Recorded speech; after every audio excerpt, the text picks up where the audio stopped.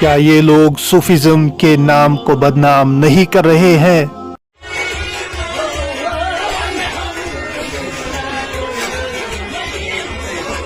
اگر یہ محفل ہے تو اس محفل میں عورتوں کا کیا کام؟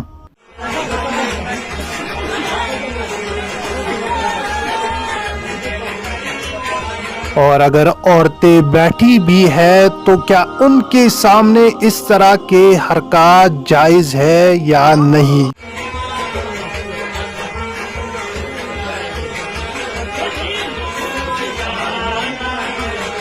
اگر ہم کسی بھی علمی آدمی سے پوچھیں گے جو کہ صوفیزم سے تعلق رکھتا ہوگا، وہ بھی یہی کہے گا کہ اس کا کوئی تعلق نہیں صوفیزم سے، اس طرح کے لوگوں سے صوفیزم کا نام بدنام ہوتا ہے۔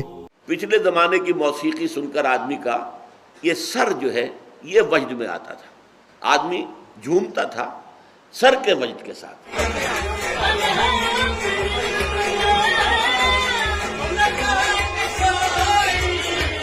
آج کی موسیقی میں پورا انسان کا نچلا جسم جو ہے وہ دھڑکتا ہے، دھڑکتا ہے اور چلتا ہے، دوڑتا ہے۔ یہ انسان کے سفلی اور گھٹیا اور نچلے جذبات کو حرکت میں لانے والی ہے۔